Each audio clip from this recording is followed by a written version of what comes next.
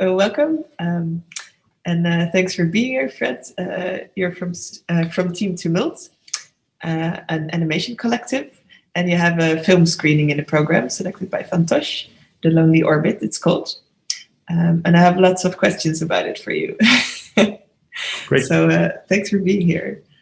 The theme of the festival is borderless, or without borders, which is, of course, a very rich theme to talk about with both comics and animation, because with animation, of course, you don't have the panels like you have in comics, but of course there are the borders of the frame.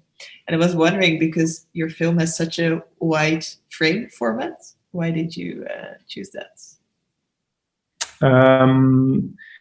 Yeah, we chose the classic Cinemascope, and it's already the second time I used it, actually. Like my last film I already tried to use the Cinemascope for the first time.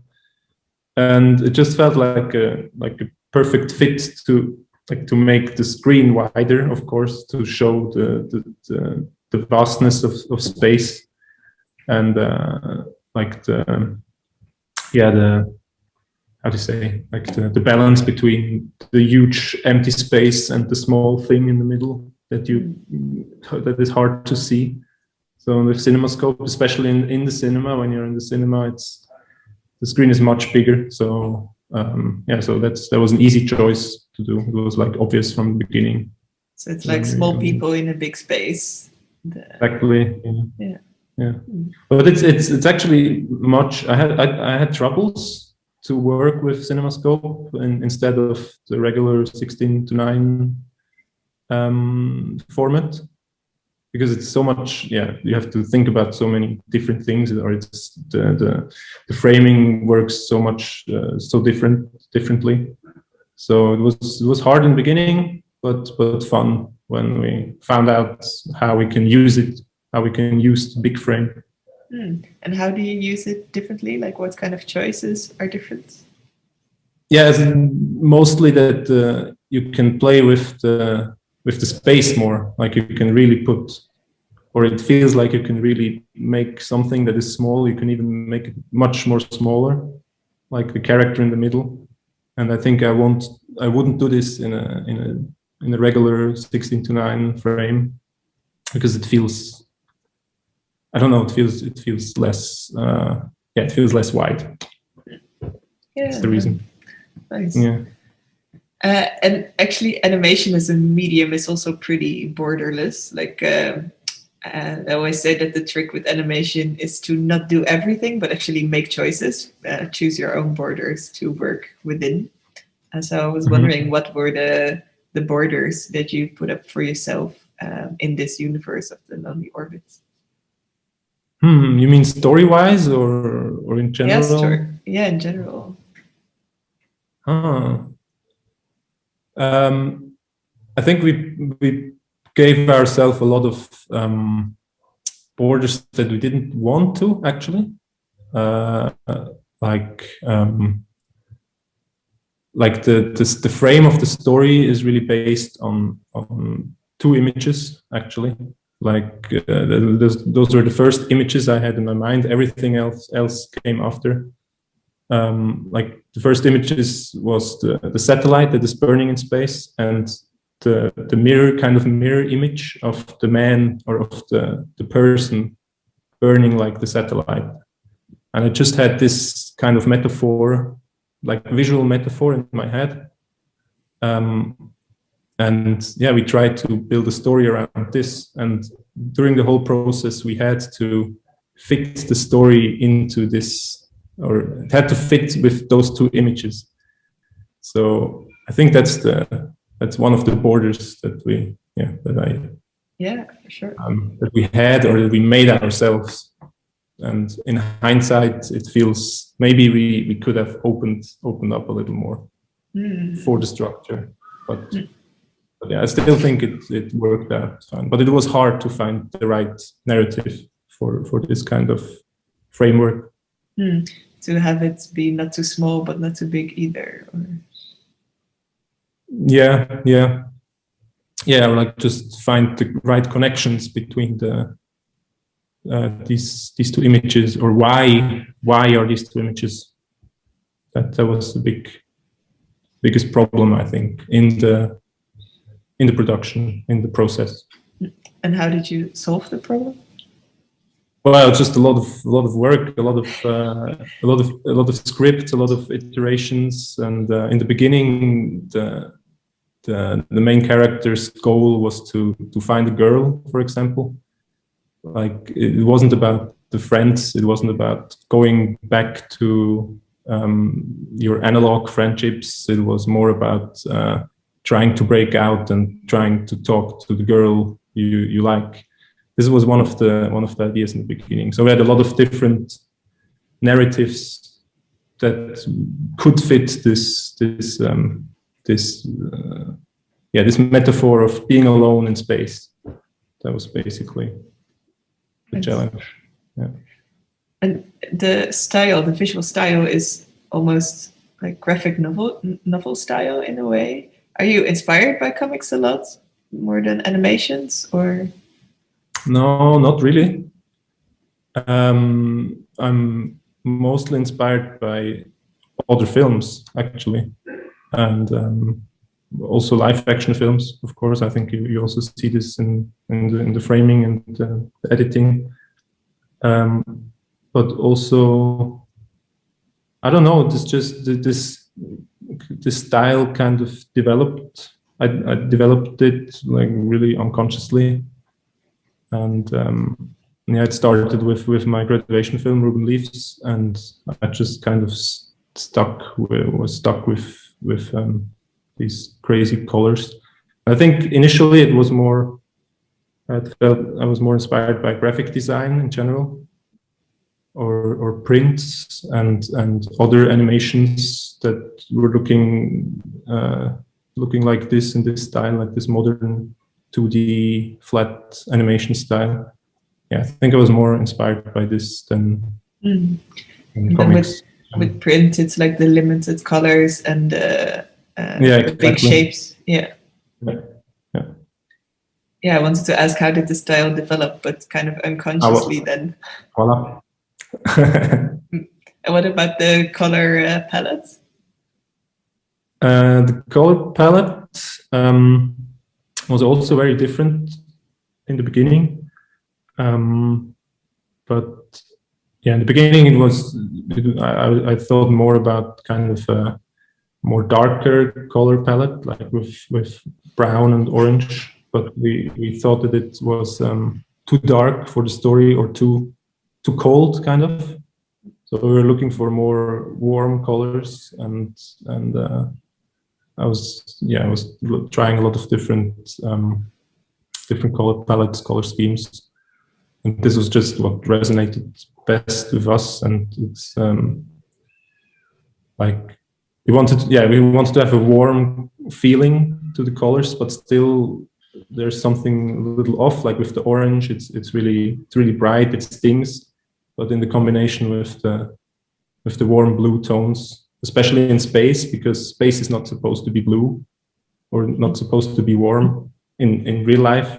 I've never seen live space, but that's what you see from pictures. But so we try to make it a little bit more warm and cozy with this dark blue, and instead of cold feeling. So so the big white space feels more cozy, and like the satellite control center feels more cold with white and orange tones. So that was the thought behind it. Would you consider moving into comics maybe once, or like more things? Or I thought about it a lot, but actually I think I can't think in comic. I can't speak comic at the moment because it feels so different, or it's hard to explain. I can't figure out how panels work, or how to tell a story in a creative way with panels on one page, because for me everything is moving. Like when I think about an idea, it's always one picture after another. and it's so much easier to do it in film.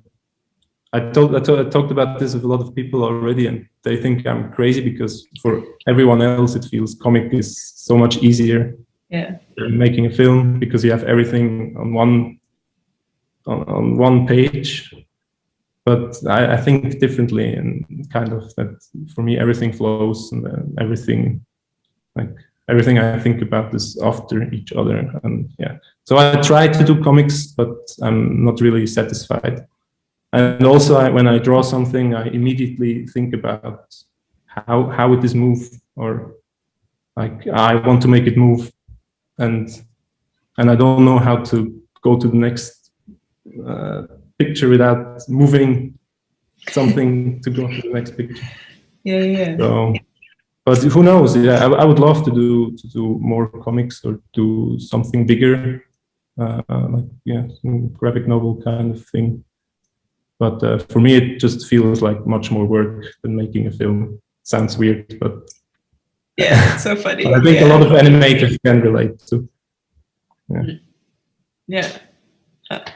Because a big difference between animation and comics as well as the audio, of course, that you have. Oh yeah.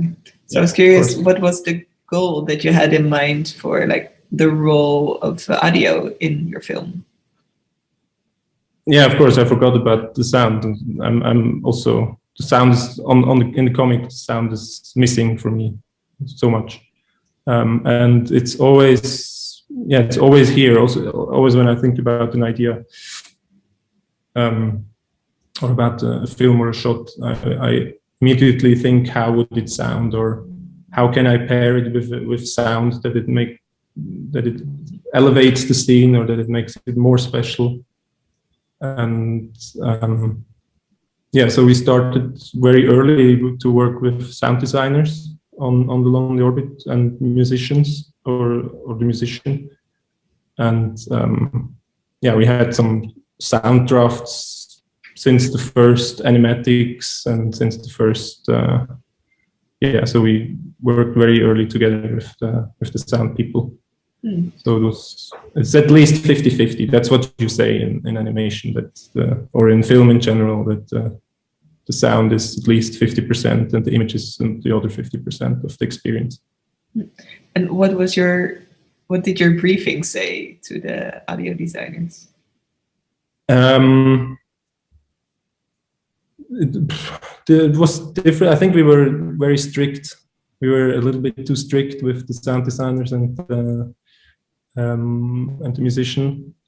Especially me. I always have a really clear idea of what I want, and we gave them a pretty concrete borders. Yeah, exactly. Very, very, very clear borders.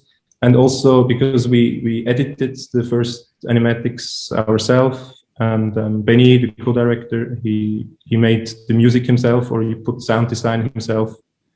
So we had really from the beginning, first draft was our own draft, and then we gave it to the sound designers. And maybe, in hindsight, this is maybe not the best way, because we already had the idea. A good example is the final song of the film. The song that is playing when he's, spoiler, just the final song. And this was a temp track, actually. We just used it for the animatic because we really loved it, but then it stayed until the end. Like we couldn't get rid of it because we fell in love with it. And we didn't even want to tell the musician, try something like this, because it would have never satisfied us, I think. But anyway, they did a great job with our borders. So I'm really happy. Yeah, still. Yeah, that's another big difference between animation and comics, that comics are mostly made by one person or like very small team, and then animation is often made, even short films, by a pretty big team. Yeah, it's always. Is it easy for you to communicate what you want, or to animators or sound designers or whoever? Sometimes it's really easy, but it can also be really hard. But yeah, in general, I don't know. I think I am good, but I don't feel good in communicating. I always feel like, oh man, I should have said more. I should have give them more details because yeah, I don't know, because then I'm not 100% satisfied. But of course, I can't be 100% satisfied because I didn't tell them everything I wanted. I think, but I'm still learning to work in a big team because The Lone Orbit was the first production for me that was in a like bigger team, especially also with a co-director. And I think I learned a lot about working with other people. And some parts are really fun and some parts are really hard. And especially like making compromises. Not a big fan of compromises, but most of the time, or a lot of times, compromises are good things too. Because sometimes I'm too deep in my thoughts and too deep in my, or I have an image that I really don't want to change because it's I love the image and it's my darling and I don't want to throw it away. And then there's someone who tells you, look, but it doesn't fit the story and it would be better like this. And this is really helping too a lot of times. And this was your co-directing partner and you deciding on all of those things, or did you both have a specific role, like you did the style and he did the story, or was it everything together? So, yeah, no, the basic, like the idea of the film came from me. Like I had the idea for the film and I pitched it to Benny and we just worked on the story together for a long time. And then it just kind of gradually became our project. And then, yeah, like the story was really our, like we worked together on it. Then the design is also my part. And Benny did most of the editing. Like he was like chief of editing and chief of story execution, kind of. Mm-hmm. And after that I was design lead, and we both animated on it and we both supervised the animators. But I was more in charge of the crazy abstract shots, and he was more in charge of the character animation parts. And yeah, so this was where our divisions.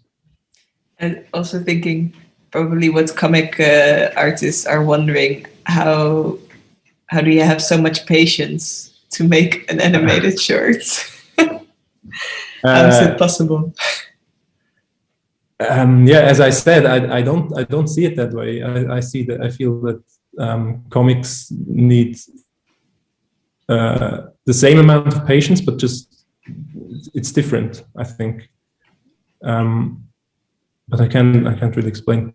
I don't know. It just, but I don't see myself as being really patient, because I hate to work on an animated shot for more than 2 days. But like normal animators are working on, sometimes they work on shots for a month, which is normal. So yeah. I don't consider myself as patient. I just want to make a film, and that's my drive, and kind of that's why I do everything, or that's why I spend nights to finish a shot instead of yeah. I think that's the problem with patience, that you, like, I can't be patient over a long period of time. I have to make something quick and then go on to the next thing, and then you don't even realize that it's taking a long time, or that you have to be patient. I don't know. That's maybe the trick that I use. Gotta keep moving. Yeah, exactly. Yeah. Then maybe a last question, with the geographical borders in animation, do you work together internationally, or is it within the borders of Switzerland? The Lonely Orbit was, I think, entirely made in Switzerland. Yeah. Yeah. yeah, we did the final the music the music track in the end was made by an American producer, but apart from that, the Foley maker is German. He came from Germany to make the Foleys, the sounds, the practical sounds. It's called Foley.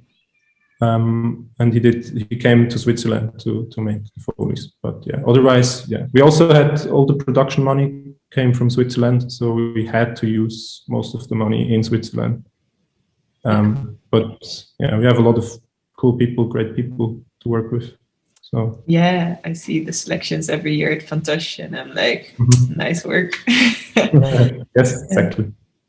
Cool. Okay, well then I think yeah, those were so many questions already. Thanks so much for answering all of them.